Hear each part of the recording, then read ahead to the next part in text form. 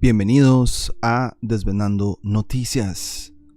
En esta noche de 22 de enero quería traerles este tema porque estaba de repente buscando información de Antártica y me apareció esto, y creo que es un dato muy curioso, especialmente porque la Armada Argentina o la Fuerza Aérea de la Argentina fue parte de esto. Así es que si hay gente de Argentina que conoce el evento y que quiera compartir en los comentarios o en el chat, pues bienvenidos. Yo nada más voy a leer la información que me encontré, compartírselas a todos ustedes, porque esto obviamente va a traer también algún choque de cables para aquellos que piensan que la Antártica es un muro. Igual esto no lo hago para defender ningún modelo, y hoy va a quedar claro que las coordenadas son celestes y que no te comprueban absolutamente nada de la Tierra. Un gran saludo a toda la gente que se conecte en esta noche y obviamente los que vayan a ver ese contenido en diferido. 1973. Les voy a poner una de las páginas principales que les quiero compartir. Esto es Marambio. Creo que es una de las estaciones en Antártica que administra Argentina. Les voy a leer nada más el título, algunas de las cosas de la introducción, y después me devuelvo un poco para hablar de vuelos, que eso es muy importante hablarlo en este tipo de temas, ¿no? Dice por acá, Marambio, Fundación Marambio, primer vuelo transatlántico tricontinental. Es la base Belgrano. Ok, genial. Bueno saber eso, el gran Valar, te lo agradezco ahí por el dato. Entonces dice por acá, voy a seguir aquí con pantalla. Operación Trasantar, del 4 al 10 de diciembre de 1973. ¿Ok? Llevada a cabo con un avión Hércules C-130, matrícula TC-66, se realizó con carácter experimental, pues se trataba de unir Buenos Aires con Australia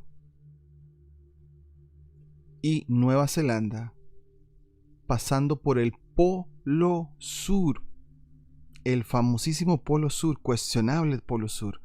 Ok, Atlante Celeste, sí, ok, ahora ya sé. Sos el gran hablar. Sí, yo tuve esos dos cambios. Con escala en la base Marambio. Por eso les decía que la base es Marambio. Y ahí está un mapa del recorrido. Ahorita vamos a hablar de esto. Vean todo lo que hace Buenos Aires. Hace este recorrido pasando por el polo supuestamente sur. Viene para lo que es Australia, Nueva Zelanda, y después se devuelve. O sea, está cruzando lo que en proyecciones terrestres se dice que es el polo sur. Entonces sí ha habido vuelos, o por lo menos uno, que ha cruzado el supuesto polo sur. Y digo supuesto porque para mí sigue siendo supuesto. ¿Ok? Entonces, dice por acá, de frente a un futuro muy cercano, que ya vivimos, el primer vuelo transatlántico tricontinental realizado en un avión Hércules C-130 desplegó para el país una nueva posibilidad.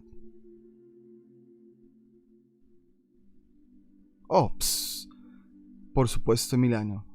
Todos los políticos de todos los países yo lo pondría. Que la República Argentina, ahora terminal de tantas líneas aéreas, abandone su situación marginal para transformarse en un importante centro de comunicaciones aéreas. Eso estamos de acuerdo, Milano. Lo que menos les interesa es la gente. Y este dichito de que el gobierno nos cuida ya quedó muy claro para muchos en 2020 que ningún país realmente le interesa Y estamos hablando de carreras políticas, los que llegan a ese tipo de puestos, lo único que andan buscando es como cuando vos llegas a una empresa y tenés que subir de puesto, tenés una carrera en una empresa, así los políticos hacen y lo que menos les interesa es el pueblo. Imagínate, sí, por eso es una ilusión, eso todos los gobiernos, son corporaciones los países, a mí me queda muy claro. Entonces dejo eso porque entonces vamos a hablar de vuelos en el sur. Me encontré este otro documento, ya regreso al vuelo transatlántico o transpolar de Argentina a Nueva Zelanda y a Australia. Porque me encuentro eso, ¿por qué los aviones vuelan sobre el Ártico pero no sobre la Antártida? Una pregunta muy hecha por muchos círculos. Yo aquí marqué algunas cosas. Las aeronaves no vuelan siguiendo las líneas rectas que se muestran en los mapas planos. Y hago una pausa. Ningún mapa te va a decir la corteza terrestre, por ningún lado. Porque nacieron de las estrellas, nacieron de las posiciones de las estrellas, de las coordenadas celestes. Los que todavía piensan que puedes pelearte teniendo en la mano una proyección Gleason y otra persona teniendo un globo terráqueo, esas dos cosas son lo mismo. Usan coordenadas que se tomaron del cielo originalmente y vos proyectás como querás. Cada proyección tiene su, digamos, utilidad. Ahora, entonces claro, esto de decir que vuelan en líneas rectas es también, ya les explico, es posible porque vamos a lidiar con las corrientes de chorro. En cambio, siguen rutas ortodrómicas que representan la distancia más corta entre dos puntos de la superficie de una esfera, y hago una pausa porque ha habido varios canales que cuando te hablan de ortodrómico, oxodrómico, se les hace una ensalada tratando de explicar esto porque es muy fácil pero lo complican. Entonces vean qué fácil. La milla náutica, porque todo esto de rutas ortodrómicas se basa en la milla náutica. Yo hice un video acá de la milla náutica hace mucho tiempo. Es bastante técnico y no muy llamativo, y yo lo entiendo. No tiene muchas vistas, pero está bien. Los que lo vieron, genial. La milla náutica es una medida celeste. Entonces, si vos vas en un barquito, porque antes de que salieran los aviones, vos medías milla náutica con barco. Vos vas en un barco y tenés que medir cuánto vas recorriendo de punto A a punto B. ¿Ok? ¿Vos qué crees que está haciendo el navegante? ¿Midiendo la curvatura del mar? No. Agarró un mecatito y lo va midiendo, lo ancló y va midiendo cuánto va recorriendo el mar. Tampoco. Se fijó en el cielo y posiciones de estrella le dicen en grados, interpretando el cielo esféricamente, siendo el cielo que se interpreta esféricamente la medida que vas a sacar ortodrómicamente entre dos puntos sobre esa esfera celeste, y se acabó el problema. Entonces todas estas medidas de distancia se han sacado por el cielo, no porque estás sobre una esfera. Nadie se ha metido en un supuesto núcleo a medir ángulos desde el núcleo de la supuesta Tierra. Siempre lidiaste con planos locales, interpretando tu cielo como si fuera una esfera, y sobre esa esfera se mide la milla náutica. Yo no sé esto de espiral, es incomprobable. Manaba, lo que sí te puedo decir es que la milla náutica es celeste, y la ciencia oficial no te lo va a decir. Entonces, sabiendo que la milla náutica es celeste, nunca nadie se quebró la cabeza pensando si está en un plano o está en una esfera. Todo se hizo observando el cielo. Y lo que más les interesó fue llegar de punto A a punto B, midiendo la curvatura de la interpretación del cielo como una esfera celeste y midiendo cuánto te mueves en grados viendo el cielo. Entonces, por eso yo digo que ninguna proyección de la Tierra, un Mercator, un Gleason, un Urbano Monte, una esfera, un globo terráqueo, son representaciones reales de la Tierra. Nadie sabe. No hay un mapa completamente terrestre en nuestra generación y creo que no lo va a haber nunca. Entonces ningún mapa te va a representar nada de la corteza. Ha sido una transferencia del cielo a la Tierra, de datos esféricos del cielo a la Tierra. Y es el debate que en mi opinión no tiene salida, porque si no hay un mapa hecho completamente sin observar las estrellas, todos te llevan a las estrellas.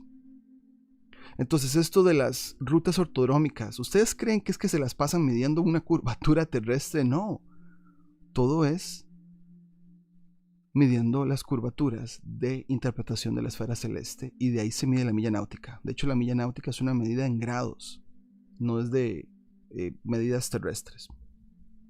Entonces, cuando hacen estos cálculos de punto A a punto B, de Santiago, Chile, a, qué sé yo, a Sydney, Australia, ¿cuál es la ruta más corta en grados celestes? Los cálculos van haciéndose y el avión o el barquito se va a mover siguiendo los puntos celestes que lo lleva a punto B. Entonces estamos en una realidad que puedes moverte por todo esto que se llama Tierra con señales y puntos celestes sin necesidad de preocuparte en dónde estás parado. Y se ha hecho así, por eso es que este debate de la forma de la Tierra no va a llevar a ningún lado. Pero sí podemos deducir que con datos hechos en planos locales, interpretando tu esfera de alcance de ojos, con tus ojos estás interpretando grados matemáticos. Entonces acá en proyecciones cartográficas de uso común, estas rutas aparecen curvas a menudo inclinándose hacia los polos. En el hemisferio norte, muchas de las partes de ciudades de larga distancia más importantes del mundo están ubicadas de tal manera que la ruta más corta pasa naturalmente por latitudes altas. Y voy a hacer una pausa aquí porque les voy a mostrar este mapita. Bueno, ahorita les muestro el de las rutas de avión. Este es un sitio que yo mostré hace mucho tiempo. La población mundial. ¿Cómo se ha distribuido la población mundial? Esto de acá es el Ecuador, ¿no? La mayoría de gente vive en el hemisferio norte. Y si ustedes se ponen a pensar, vean que lo que es hemisferio sur, yo diría que es una tercera parte de la población vive en el hemisferio sur de todo el resto de la población. Y si me voy por longitud,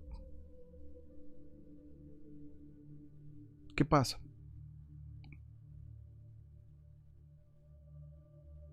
Suramérica es una porción tan pequeña para la población mundial que por eso no es tan importante. Por eso yo siento que acá no pasan tantos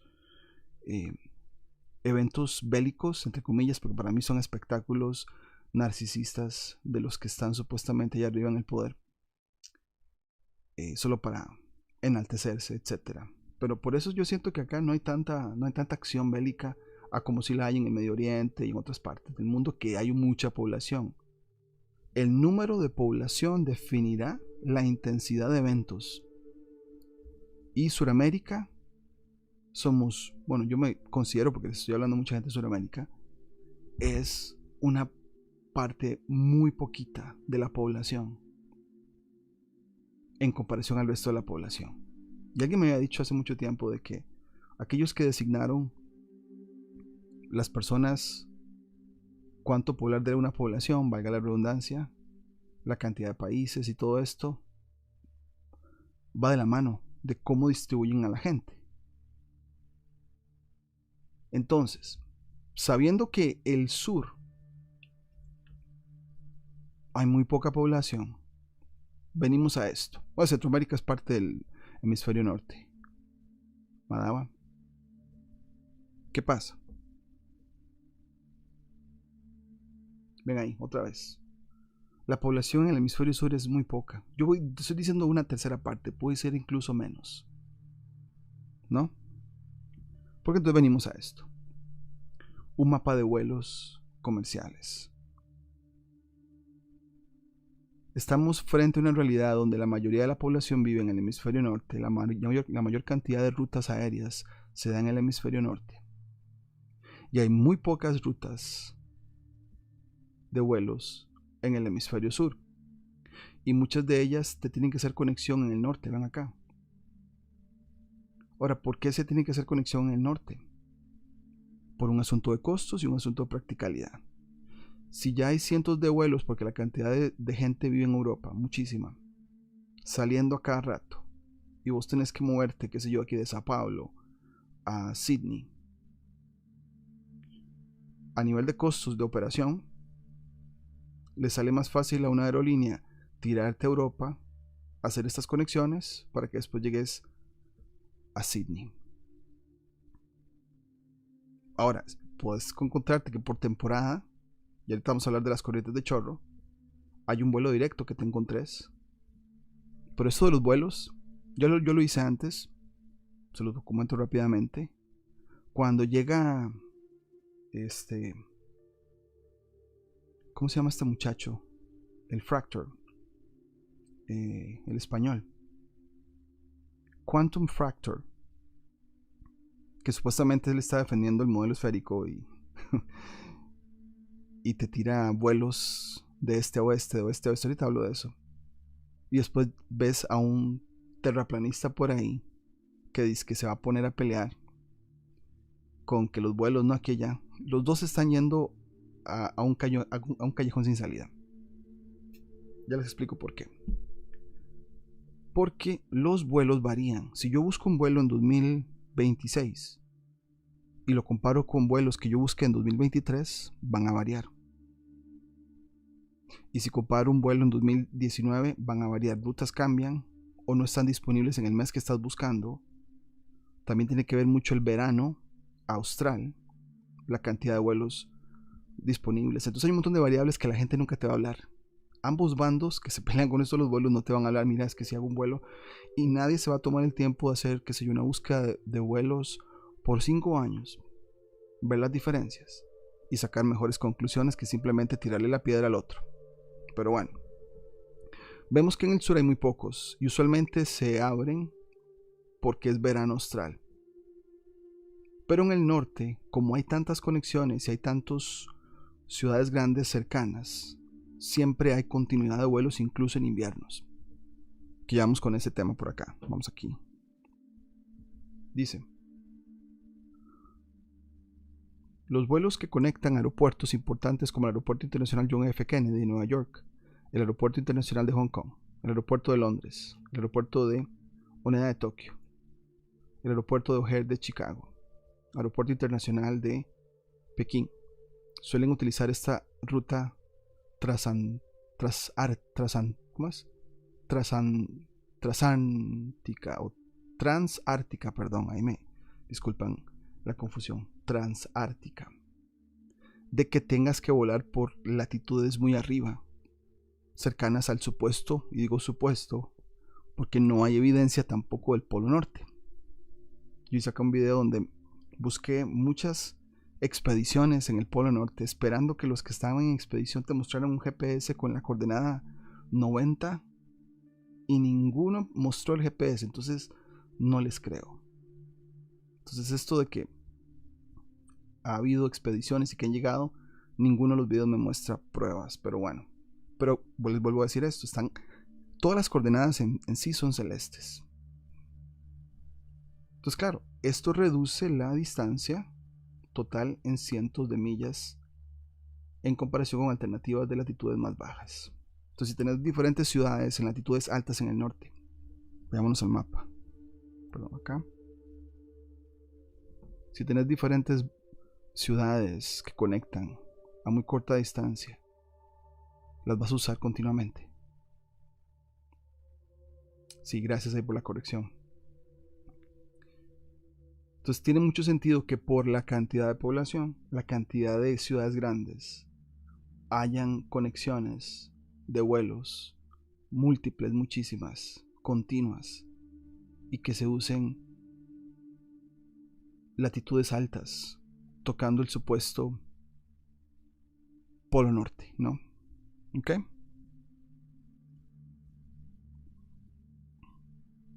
Estos ahorros se traducen directamente en un menor consumo de combustible. Esto de combustible, ya lo hemos hablado, es cuestionable también. La propulsión, mucha gente lo ha conectado a un concepto de campo magnético que hacen los aviones y realmente no usan el combustible. Eso lo dejaré de lado, pero sí son cuestionamientos. Igual hay un costo de otro tipo de cosas, tiempo de vuelo más cortos y menores, costos operativos. El asunto es hacerlo lo más simple posible, cobrándole lo más que se pueda a la gente. Dadas las rutas involucradas y la ubicación geográfica de sus principales centros de operaciones, importantes aerolíneas como estas se encuentran entre las que operan vuelos transárticos regulares, ya lo dije. Bien. Ahora, en el hemisferio sur la geometría funciona de forma diferente. Grandes ciudades como Sydney, Johannesburgo, Santiago de Chile, Auckland están ubicadas de tal manera que las rutas ortodrómicas, vuelvo a decir, ortodrómicas basadas en millas náuticas que se miden del cielo, no de la tierra. Esto te quita un montón de dolores de cabeza. Entre ellas se curvan, curvar en la esfera celeste que estás tomando las medidas. Hacia el sur, sí. Básicamente lo que me están diciendo acá es que la distancia entre las dos ciudades más grandes, o tres ciudades más grandes de Sudamérica con Johannesburgo es bastante extensa, ortodrómicamente hablando. Y de acá a Australia también. Que hacerlas polarmente es muy difícil, muy costoso. Y acá te lo van a decir. En la mayoría de los casos, bueno, aquí no lo suficiente para pena cruzar la Antártica o la Antártida. En la mayoría de los casos la ruta más corta sigue siendo sobre el mar abierto en lugar de sobre el propio continente antártico. Ahora voy a hacer una pausa porque tengo este mapa que ya se los he compartido. Es una esfera, ¿no? Es una proyección. Acá yo le puedo cambiar la proyección. Voy a hacerle acá, vean. Voy a poner, ¿dónde dice acá? Projection. Tengo varias. Está esta. Está esta que es como la mitad de una proyección azimutal equidistante. Voy a usar esta que es más fácil. No importa la proyección. Las proyecciones no te van a decir la forma donde estamos parados. Y a mí me quedó claro. Entonces cualquier peleita, cualquier debate no tiene sentido para mí. Pero ven las marcas verdes. Son las corrientes de chorro. Entonces, yo lo he explicado antes, voy a irme por acá. Hoy, vamos a ver en qué fecha tiene esto acá.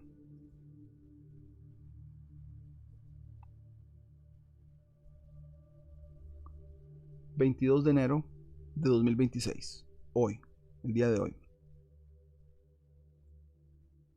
Un avión... que digamos hay un vuelo directo de, qué sé yo, de Sao Paulo a Johannesburgo. ¿Qué creen que va a hacer el avión? Va a bajar un poquitito, dejarse llevar por esta corriente, y ya llegando a esta parte de África va y sube. Va a hacer eso en lugar de cruzar el Atlántico. ¿Por qué? Porque esta corriente de chorros le va a impulsar, le va a hacer el favorcito. Entonces las corrientes de chorro, porque alguien hasta me dijo, ¿quién las provoca? Yo no sé, pero están ahí. Son parte de nuestra realidad. Y la aviación intercontinental las usa para tomar el favorcito que les está haciendo la naturaleza o lo que sea que esté ahí arriba. Vos te dejas empujar y el vuelo de Sudamérica a Sudáfrica probablemente es más rápido que viajar de Sudáfrica a América, si yo hago, por ejemplo, hoy la comparación. Entonces probablemente el avión de regreso no va a tomar esto, sino que va a ir en contra del viento menos fuerte para poder llegar a Sudamérica. Entonces ven que acá en el sur hay toda una corriente de chorro que cruza por debajo de el sur acá, de Sudamérica, hace unas curvitas por ahí, siguen acá, aquí si chocas, ¿no? Y ya, si yo quiero ver lo que está en Antártica, vamos a ver cómo están las corrientes de chorro ahí. Sí, ven que ninguna cruza Antártica, pero va por alrededor de ella. Lo que tendría sentido que las aerolíneas se mantengan no tan bajas en esos vuelos al sur, sin pasar por Antártica, porque es un gasto de operaciones. Pero aquí voy a poner los 3 continentes. Claro, un vuelo directo de, no sé, Sao Paulo a Australia, habría que ver lo que hay opciones. Seguramente van a hacer la matemática. ¿Qué me sale más rápido? Ir contracorriente de vientos hacia este lado o dejarme llevar por la corriente de chorro desde Sudamérica hasta llegar a Australia. Habría que ver eso, cómo están los vuelos ahora, pero todo cambia. Por ejemplo, voy a irme a la fecha acá. Voy a cambiar la fecha. No sé si se puede cambiar la fecha. La tenía por acá, vamos a ver. Vamos a ver. Creo que no puedo cambiarla. Antes podía cambiarla. Vamos a ver si puedo hacer aquí un cambio. No. Igual. No voy a hacer el cambio de fecha. Tengo otro sitio donde encuentro esto, donde puedo hacer el cambio de fechas e irme 5 años atrás para ver cuál es la diferencia. Pero entonces viene... Eso es un asunto de practicalidad, no es un asunto de proyección. Que es que en la proyección Gleason haces una línea recta y tiene más sentido. No. Cuando cruzas atlánticamente o pacíficamente o con el Índico, las aerolíneas van a hacer los cálculos ortodrómicos más corrientes de chorro. Y la ruta menos costosa, más segura, es la que se va a tomar para viajes tan largos. Y estamos viendo acá que, claro, en el sur nada pasa por Antártica, todo va como alrededor, por eso seguramente aprovechan esas corrientes de viento o de chorro en los bordecitos, ¿no? Si me voy al norte, vamos a ver el norte cómo está. ¿Cómo están las corrientes de chorro hoy, por ejemplo, un 26? Claro, viajes de Estados Unidos a Europa son más rápidos que de Europa a Estados Unidos. Y vamos a ver aquí la parte de lo que es Rusia con Estados Unidos. Claro. Vamos a ver aquí de Asia a Estados Unidos. A ver qué tal. Tengo que esperarme.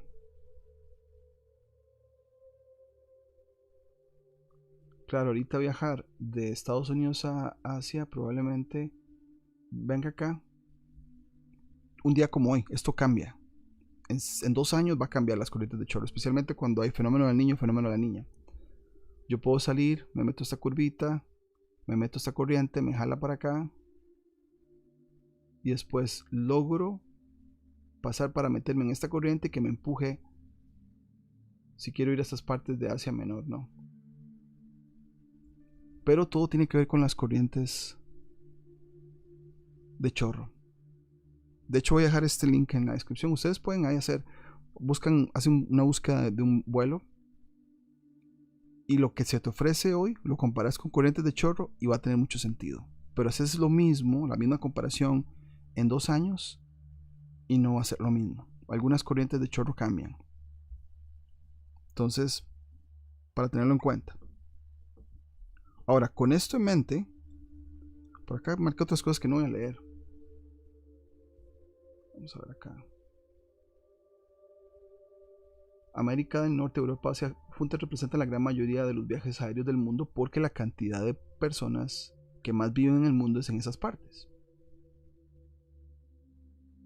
Claro, el espacio aéreo que conecta estas regiones se encuentra entre las más transitadas. Tiene demasiado sentido, como el mapa que les mostré. En Antártica, en cambio, no tiene población comercial, ni demanda de pasajeros. Es que todo viene así. Si no hay demanda, no hay población. Ya vimos que en Sudamérica es la mínima cantidad de población en todo el mundo, entonces no les importamos mucho. No va a haber una infraestructura de vuelos. No existe un mercado de origen ni de destino que justifique un servicio aéreo regular. Muy pocos pares de ciudades se benefician significativamente de una travesía antártica. Sin esta demanda, las aerolíneas tienen pocos incentivos para aceptar la complejidad operativa adicional que estas rutas requerirían, sobre todo considerando los altos costos, los obstáculos regulatorios y las consideraciones de seguridad. Ahora sí, vengo para acá. Claro, al no haber vuelos, la Armada Argentina en 1973 logra hacer un vuelo transantártico, según este mapa acá. Y obviamente nos van a explicar todo lo que acabamos de leer y cómo fue un poco arriesgado, pero lo lograron.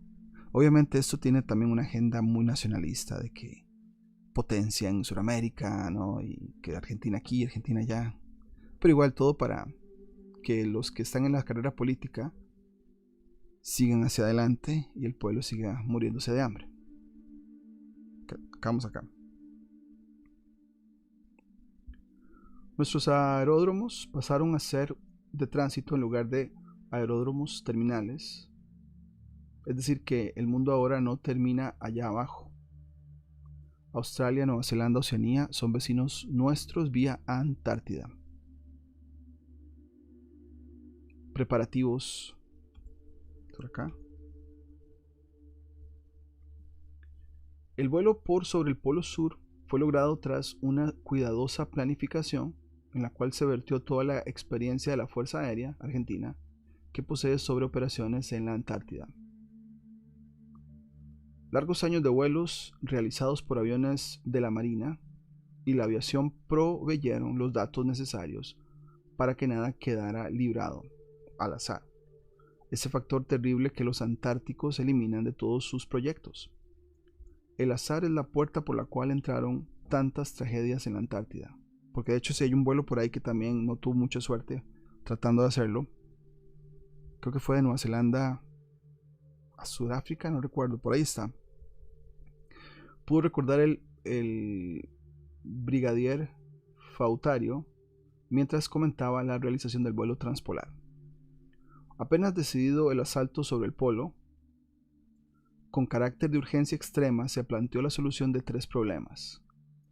El de la autoría necesaria para cubrir la ruta proyectada, determinar estrictamente los pesos posibles con los cuales podía operar el avión, y la la factibilidad de tocar los distintos aeródromos disponibles para el viaje. O sea, pasar por lugares donde había lugares para aterrizar en caso de emergencia.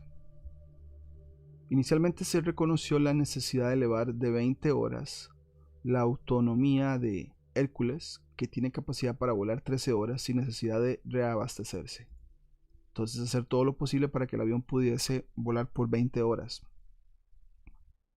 El grupo técnico de la Brigada Aérea asumió la tarea de modificar los sistemas de combustible del aparato y de dotarlo con 2 tanques extra de combustible, lo cual se logró en un lapso sumamente breve y con un costo tan bajo que justificó la interrupción de un contacto inicial con la empresa constructora del avión. Esta firma consideraba que las modificaciones demandarían 45 días de trabajo y además pasó un presupuesto muy elevado para realizarlo. Claro, esto es un asunto nacionalista. Ese dinero obviamente no terminó en manos del pueblo, sino en esta supuesta hazaña, entre comillas, ¿no? las pruebas de vuelo o las pruebas en vuelo de los nuevos equipos inclusive cambiaron en las instalaciones electrónicas de la aeronave, confirmaron la capacidad y el ingenio del personal civil y militar de la brigada aérea. Precisamente en el curso, yo no sé si esto es una I, yo creo que es una I, o yo no sé si es como primera. Ahí me pueden corregir si ustedes saben. Precisamente en el curso de uno de los vuelos de verificación, comprobado ya la bondad de los sistemas de combustible y de navegación, se estableció un enlace radial con la base Marambio, durante la cual el personal destacado en esta pequeña isla antártica informó que el estado de la pista era excelente y que la temperatura de la zona era menos 2 grados centígrados, es decir, una marca primaveral para esta base. Ahora, antes de seguir leyendo, ¿ustedes en qué mes creen que sucedió esto? En un verano austral. Por supuesto, solo lo van a hacer en invierno, ya antes les doy la fecha. El tiempo imperante en nuestra principal estación aérea en la Antártida introdujo una variante de los cálculos de vuelo, pues se había estimado que el despegue de Marambio se haría con unos 5 grados bajo cero. Con bajas temperaturas se simplifica la operación de despegue de un avión de turbohélice. El aire es más denso y asegura que los motores alcancen en pocos segundos su máxima potencia, acortando la distancia precisa para que el avión logre la sustentación necesaria para despegar. Dados los 1200 metros de la pista de la base Marambio, se requería contar con una temperatura relativamente baja para que el avión logre la sustentación de 75 toneladas. Entonces, claro, están midiendo las temperaturas. Entonces, planificaron muchísimo, ¿no? Por ello, se convino en utilizar cohetes auxiliares denominados jatos, que en número de 8 representan durante algunos segundos una potencia adicional equivalente a 2 motores más. De todos modos, aquella conversación radial con Marambio apuró los hechos y entonces se fijó para la noche del martes 4 de diciembre de 1973 el momento de la partida. Claro, esto es un verano un verano austral, cuando hay sol de medianoche allá abajo, ¿no? En la base Marambio, en un vuelo sin alternativas especiales, el Hércules llegó a Marambio a las 2:51 del 5 de diciembre. Sobre la pista aguardaba otro Hércules configurado como avión tanque que en un mínimo de tiempo proveyó 17.000 litros de combustible. En estos momentos en la isla era total la ausencia de viento y la temperatura tocaba los 6 grados centígrados. Circunstancias desfavorables que imponían utilizar los cohetes para levantar vuelo. Claro, espérate.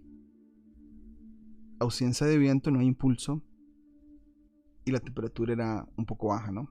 Entonces a las 6:50 se dispuso la partida hacia el polo sur y enfrentar la etapa más crítica de la operación, recorrer 1200 metros de la pista con los motores al máximo de su potencia y los cohetes encendidos para iniciar el gran salto sobre el continente helado. Y el despegue se hizo. 14 personas a bordo del Hércules respiraron con alivio cuando el avión saltó hacia las nubes para remontarse a los 8000 metros de altura, nivel óptimo para el vuelo.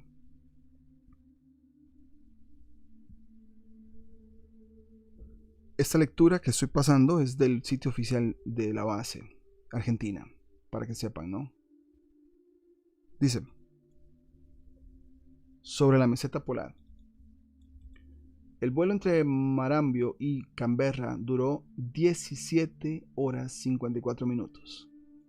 Una densa campa de nubes ocultó a los ojos de los navegantes del casquete de hielo antártico. En la inmensidad del espacio, rodeado por la impresionante calma silenciosa de las alturas, el avión mantenía contacto radial con el territorio argentino. Desde el Palomar o Río Gallegos llegaban voces de un mundo familiar tras cada comunicación técnica o parte meteorológico se ocultaba la palabra de aliento de quienes, aunque en tierra, hacían suyo este vuelo de 12.300 kilómetros que se tendía entre Australia y Argentina. Entonces las condiciones eran favorables para que la comunicación siguiera, había comunicación con tierra, mientras hacían este recorrido de 12.300 kilómetros. Con vientos favorables y una temperatura extrema de 50 grados bajo cero centígrados, el Hércules llegó hasta los 80 grados de latitud sur, en que la densa capa de nubes se abrió para ofrecer a los aeronautas la grandiosa visión de la meseta polar extendiendo por todo el horizonte su deslumbrante blancura. Próximos al polo sur, cuando el radar recibía el eco de las construcciones de la base Amundsen Scott, a bordo todos se sentían protagonistas de un momento especial. Estaban verdaderamente lanzados hacia la lejana Australia. Participaban en la apertura de un camino nuevo cuyas expectativas o perspectivas políticas y económicas todavía son imprevisibles. Vientos desfavorables. Poco después de sobrevolar el polo sur comenzó a crecer la intensidad del viento, y ya cerca de McMurdo, la base estadounidense sobre el mar de Ross, las ráfagas alcanzaban los 155 km por hora. Desde ese momento el viento comenzó a ser obstáculo para la marcha del avión. Me imagino que en contra, no a favor, porque si hubiera sido a favor creo que se dejan empujar. Debido a ello, el Hércules tocó tierra en la capital de Australia con casi 2 horas de retraso, lo que implicó un peligroso consumo de combustible. Para esta última parte del viaje se dispuso de informaciones meteorológicas provenientes del Centro Meteorológico Mundial de Melbourne. Tenés que saber de las corrientes de chorro, tenés que saber qué proyecciones de clima hay para ver qué puedes hacer. Así se hacen los vuelos, por eso les dije que buscar un vuelo hoy y buscar el mismo vuelo en 2 o 3 años va a ser diferente. Pero los que te hablan de estos debates de vuelos nunca te van a hablar de eso. No van a hacer un estudio científico de años de vuelos para llegar a una conclusión más fuerte. Ah, no, es que los vuelos que yo busqué te contradicen al tuyo. Sí, claro, porque lo hiciste solamente una vez. Pero aquellas no fueron suficientemente exactas. Los vientos de altura reales excedieron por mucho a los vientos calculados. Tras el paso de Hércules sobre la Antártida, podemos afirmar que en el futuro los datos de la meteorología serán de valor fundamental para evitar que sobre el pasaje de Drake o sobre el Pacífico los vuelos comerciales sufran peligrosas demoras a causa de los vientos de proa. ¿Qué es esto que les mostré acá, no? Estos mapas ahora obviamente son muy prácticos porque ves las corrientes de chorro. Entonces si viajas en dirección a una te va a empujar, y si viajas en contra se van a tomar rutas alternas para no estar chocando con el viento. Ok, vamos acá. Sobre las cartas de tiempo circumpolares confeccionadas diariamente por el Servicio Meteorológico Nacional, los pilotos deberán buscar un hueco entre los trenes de ciclones que circunvalan el continente ártico para contar con la ayuda de vientos de cola, los que te empujan, y llegar a destino con un margen aceptable de seguridad. Ven, aquí me están confirmando lo que les estaba comentando. Así es que si hay un piloto que llegue a escuchar este programa, que haya hecho vuelos transnacionales o transcontinentales, que confirme que se usan los datos de los vientos de chorro, las corrientes de chorro. Si vas en dirección a uno de ellos, que te empuje, y si vas en contra, te tienes que meter por lugares donde no te están llegando en contra, y así jugar con la ruta más fácil, ¿no? Por eso volar en línea recta no tiene sentido. Además, la insuficiencia de datos del tiempo disponibles en el Océano Pacífico al oeste de la Argentina o en el Océano Índico al oeste de Australia recomiendan el empleo de boyas automáticas para cerrar la red meteorológica alrededor del sexto continente. La vuelta. El Hércules despegó el sábado 8 de diciembre del aeropuerto de Canberra rumbo a Christchurch, que es Nueva Zelanda. Ahorita les muestro Veamos esto. Estoy en Si puedo hacer esto. Lo voy a abrir en una... Así lo podemos tener. Tengo ahí la vuelta. Y tengo... Ahí está. Vamos a ver si logramos. Entonces de Argentina viene por acá. Pasa por esta base. Llega a Australia. De acá va para Nueva Zelanda. Y de Nueva Zelanda se regresó. ¿Ok? Poco después de sobrevolar el Polo Sur comenzó a crecer la intensidad del viento y ya cerca de McMurdo, las bases estadounidenses sobre el mar de Ross, las ráfagas alcanzaban a los 155 km por hora. Desde ese momento el viento comenzó a ser obstáculo para la marcha del avión. Debido a ello el Hércules tocó tierra en la capital de Australia con casi 2 horas de retraso. Creo que ya había leído eso, es la vuelta, disculpen acá, ya me disculpan. El Hércules despegó el 8 de diciembre del aeropuerto de Canberra rumbo a Christchurch, Nueva Zelanda, para partir desde allí el día 9 a las 23:54 de regreso a Argentina. Volando en línea recta, el Hércules puso proa a Marambio, dejando a un costado la ruta del Polo Sur, dadas las desfavorables condiciones meteorológicas que presentaba el área de la base de Marambio. Quisieron intentar volar por dentro de Antártida, pero los vientos no iban a ser favorables, entonces tuvieron que irse por el lado. El aparato continuó su vuelo directo hasta Río Gallegos, donde tocó tierra ese mismo día a las 23:43, aparentemente 11 minutos antes de partir de Nueva Zelanda. Paradojal engaño de la astronomía de los usos horarios. Cuando el Hércules descendió en Buenos Aires, nada indicaba en su estructura que hubiera puesto fin a un viaje audaz que unió a 3 continentes a través de una ruta peligrosa como pocas: Sudamérica, Antártida y Australia. La magnitud del vuelo organizado por la Fuerza Aérea aparece disimulada por la normalidad que rodeó el operativo, pero actualmente los vuelos a través de la Antártida se han incorporado a lo cotidiano, a la noticia regular de este siglo en que los hombres perdieron su capacidad de asombro. Aunque el mundo de los hielos antárticos siga lleno de peligros, aunque el frío y el viento opongan murallas casi infranqueables de la actividad humana, el Hércules C-130 abrió una nueva etapa en un mundo donde la geografía es cada vez más pequeña. Como les dije, esto es de Fundación Marambio, de la estación que está ahí en Antártica o Antártida. Luego ya, como para ir cerrando, por acá tengo un periódico de Argentina hablando del evento. Se está registrado. Y acá es creo que uno de los comandantes, me parece. Voy a leer aquí nada más las primeras líneas. A ver qué, las primeras líneas. El lunes 10 a las 11:23 de la mañana, un gigantesco avión Hércules ostentaba en el fuselaje la sigla TC-66 de la Fuerza Aérea Argentina. Se posó plácidamente sobre la pista de aterrizaje del aeropuerto porteño. La presencia en el lugar del presidente de la República daba cuenta de que no se trataba de un simple vuelo regular.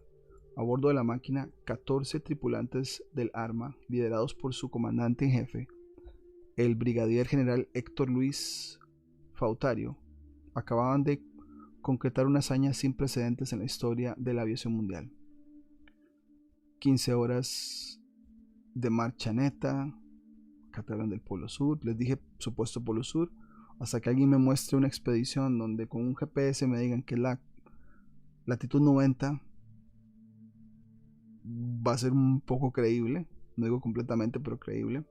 En fin, no lo voy a leer todo, pero ahí está. Lo voy a dejar en la descripción para que ustedes lo lean. De que sí se registró argentino sobre el Polo Sur. Vean ahí cómo fue el paso sobre el polo. Sobrevolamos el polo el día 5 a las 3 de la tarde. Lo encontraron despejado. Sí, de ida estaba despejado. De vuelta tuvieron que hacerlo como por lado de la Antártica.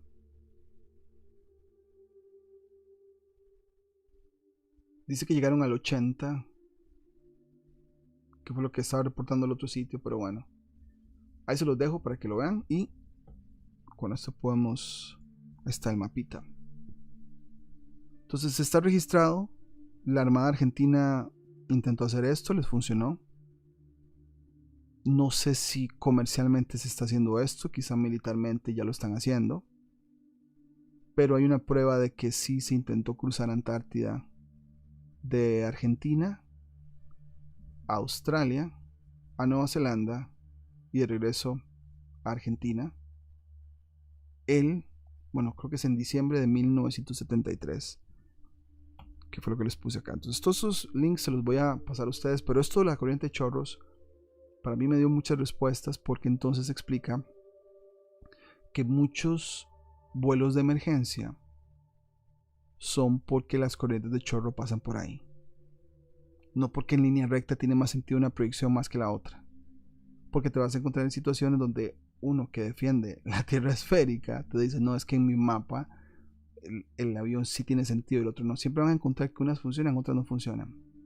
Pero cuando te vas a las corrientes de chorro, todas respetan las corrientes de chorro, especialmente los vuelos transatlánticos o transoceánicos, porque por un asunto de costos, meterte en la corriente de viento te va a dar impulso, y por eso los vuelos de oeste a este son más rápidos en general o en promedio que de este a oeste. La mayoría de corrientes de chorro se mueven en esta dirección. Hay más de oeste a este, y por eso los vuelos duran más, no por una rotación, porque viene la gente del modelo oficial diciendo que es por rotación, no. Los mismos pilotos, sin defender ningún modelo, te dicen que volar de oeste a este es más rápido porque hay más corrientes de chorro de oeste a este. Entonces el avión se monta y se deja empujar. En fin, un dato para compartir. Pero bueno, si llegaste al canal hoy a escuchar esta información y te resuena lo que hablamos y no te has suscrito, te voy a agradecer muchísimo que le des like al video, que te suscribas a la campanita para notificaciones. Tenemos nuestro botón unirse para aquellos que nos quieren apoyar como miembros. Pero por ahora sería todo y nos vemos en la próxima.